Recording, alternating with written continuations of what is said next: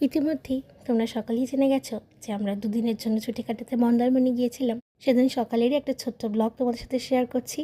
প্রথমেই বালি ব্রিজে উঠেই একবার মা ভবতারিণীকে প্রণাম করে নিলাম।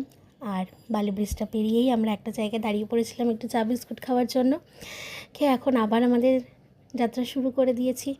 এই দুদিনের ছুটি জানো তো ভীষণ প্রয়োজন ছিল, খুব হেক্টিক যাচ্ছিল সময়টা। আর তারপর কোলাঘাট পেরোনোর পর চারিদিকটা এত সুন্দর ফুলে ভরা যে দাঁড়িয়ে দুটো ছবি তোলার লোভ আর সামলাতে পারলাম না। তারপর বেশ কিছুটা পথ পেরিয়ে একটু ব্রেকফাস্ট করে আবার যাচ্ছি আমাদের গন্তব্যে। রাস্তাটা এত সুন্দর ছিল যে পুরো জার্নিটার যে হেডেকটা ছিল ওটা চলে গেছিলো। ব্যাস আমাদের রিসর্টে আমরা ঢুকে পড়েছি। রিসর্টটা দেখেও মনটা কিন্তু খুব খুশি হয়ে গিয়েছিল। রুমটা এত সুন্দর ছিল, বারান্দাটা সব থেকে বেশি সুন্দর ছিল, সেটা দেখেও মনটা ভীষণ ভালো হয়ে গেছে।